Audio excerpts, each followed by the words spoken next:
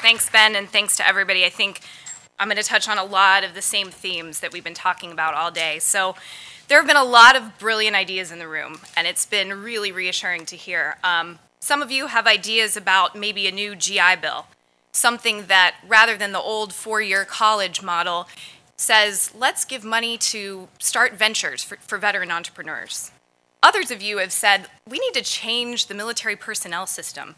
We need to free it up and have a marketplace to recruit and manage our talent. So today I'm going to tell you why you need Congress. Congress is a key to military innovation as a catalyst to take your ideas from startup to markup. Yeah, I know what you're thinking, innovation in Congress. Not something that you really think go together. In fact, Congress is not exactly known for much action these days, not to mention innovation. But I'm a firm believer that Capitol Hill is like a marketplace for ideas, and as a staffer on the Hill, it's like being on the trading floor of policy. It's buy, sell, and they're all the toughest issues. Syria, Afghanistan, personnel reform, military sexual assault, and that's just in the span of 1 hour. So when I first got to Congress, I wondered, I used to be a C-17 pilot on active duty. Now I'm a staffer on Capitol Hill. I work for Senator Tim Kaine of Virginia, my home state, and I do defense policy for him. And it occurred to me, where do all those great ideas go? When I was sitting in the cockpit of a C-17, I would spend those hours crossing the Atlantic thinking, how can we do our job better? Now on the Hill, I think, why don't we see more innovative ideas coming from junior officers? Why don't I see more innovative ideas coming from senior leaders, quite frankly? So where do those ideas go? Now, in the lifespan of a great idea, there are unfortunately 4 things that can threaten to kill it: law, regulations, resources, and culture. Now, this is a framework. Dr. Arun Seraphin is a friend of mine. He works on the Armed Services Committee, and Major Steve Marshall, another friend who couldn't be here today, who's an attaché in Thailand, also came up with this framework, because these are all obstacles, but they can also be catalysts for innovation. Let's start with the law. So the law is not a stone tablet. It is a product. In fact, it's a prototype. Not so rapid prototyping in the case of Congress, but a prototype nonetheless, and those best ideas come from you. Article 1, Section 8 of the U.S. Constitution gives Congress the power to raise and maintain the armed forces. So if the Constitution is a living document, then so is that annual process of authorizing and appropriating the law. Title 10 of U.S. Code is what governs the military, and that can be changed or amended from year to year. So what I'm trying to say here is that the military operates within this legal framework that can be changed. So most of the time, innovative change happens below the level of the law. We can do things at the squadron level, battalion level, but sometimes it rises to the level where you need huge defense reform, or maybe minor defense reform that requires a legislative change. Think about personnel reform, sexual assault, basing and land use issues, even the dreaded 4-letter BRAC word. I don't even like using that word working in Congress. But if you think back to historical examples, DOPMA, the Defense Officer Personnel Management Act, anyone familiar with that act? 1980, pretty revolutionary in what it did. It created that fabulous up or out system that we're all so familiar with. But DOPMA came about because there was a need for innovation after World War II and in the Cold War to manage the officer corps, to create a standardized system of promotion among the ranks. And so there were various legislative products that came about over the years, prototyping, that then culminated in 1980 with DOPMA. So I'm sure we could all sit here and debate the merits of the up or out system. And I'm sure many of you have thought about, why can't we create a marketplace like LinkedIn, to recruit and maintain and attract talent to the military, and then allow us to be much more flexible in the way we manage our careers? Those are great ideas. But unfortunately, or fortunately, they do require engagement with Congress. The good news is, this prototyping process happens in a great bipartisan incubator.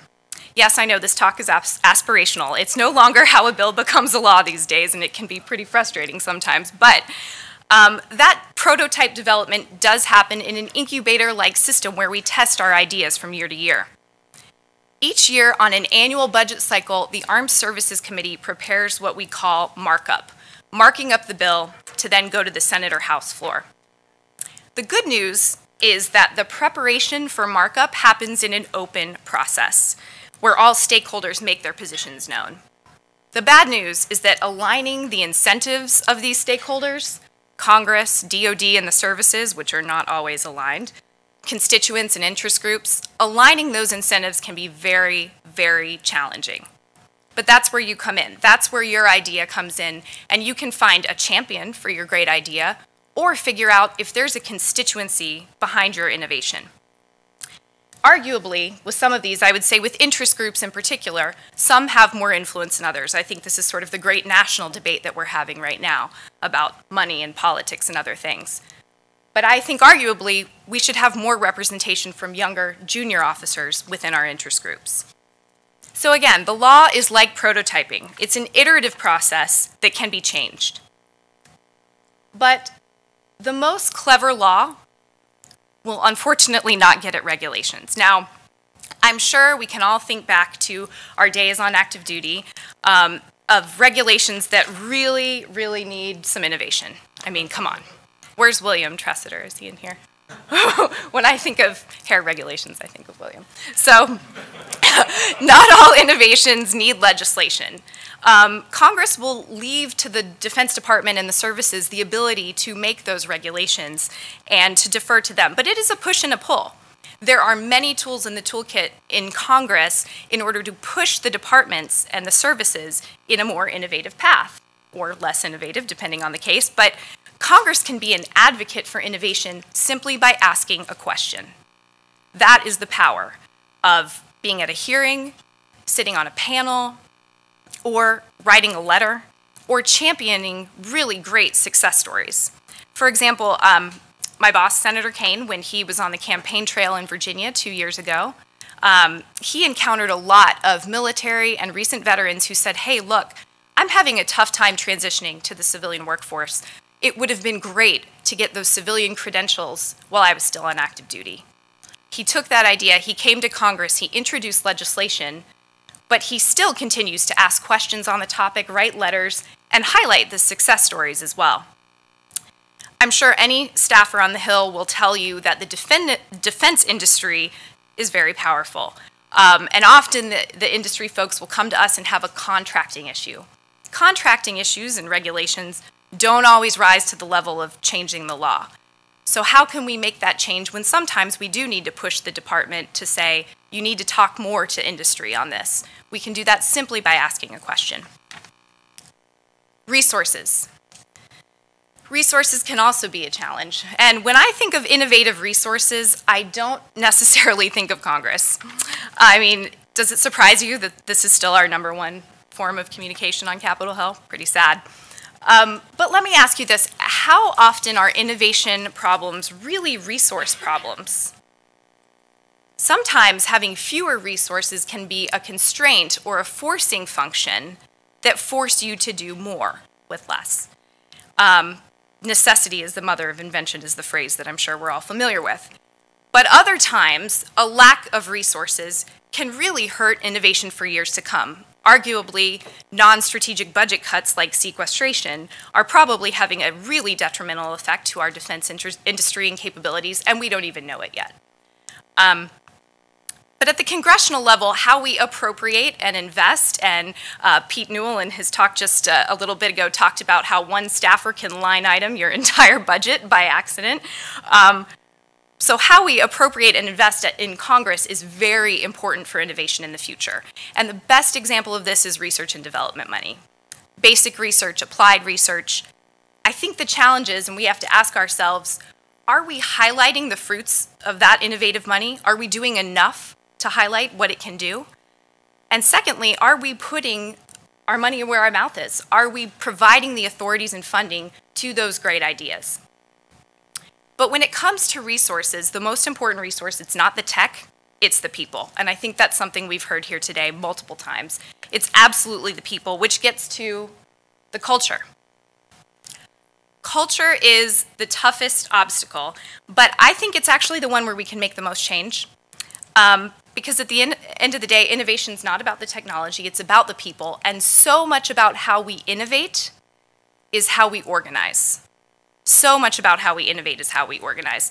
So at every stage of a good idea, culture can really be the hindrance. I'm sure we're all familiar with institutional inertia, the same old ways of doing business, but we have to remind ourselves that systems, bureaucracies, and legislatures alike were designed to be resistant to change.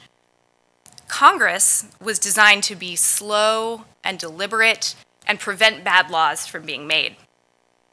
But culture presents a huge opportunity for innovation because in Congress, we can't just reflect the changing nature of how society looks. We need to reflect how society thinks. Think about the impact of culture in changing the military over time. Don't ask, don't tell. The all-volunteer force. The all-volunteer force was brought on in part by a demographic shift and reaction to the Vietnam War, which pushed the executive and legislative branches to say, hey, we need to do something about this. And over a period of time, you saw a major force for change. So at every stage, culture is so important, and I think one thing that you can keep in mind, and we can all keep in mind, is to find someone receptive to your idea, open-minded enough to make it work, convince them, and have them be an ally. But this is where you come in, and that I'd like to generate some discussion on. How can we improve the information flow about military innovation between the military and Congress? And how might we better reward innovative practices? And finally, I think a topic that just keeps coming up in every session today is, how can we create a culture that's not afraid to fail? Why is it that we're so forgiving of failure in the startup world, but when it comes to the military or to our government, when we hit bumps in the road, we disengage? So this is where you come in, and I'd love to discuss with you, because change comes from you, the big thinkers, the innovators, the next generation leaders, and together we can take your great ideas from startup to markup. Thank you.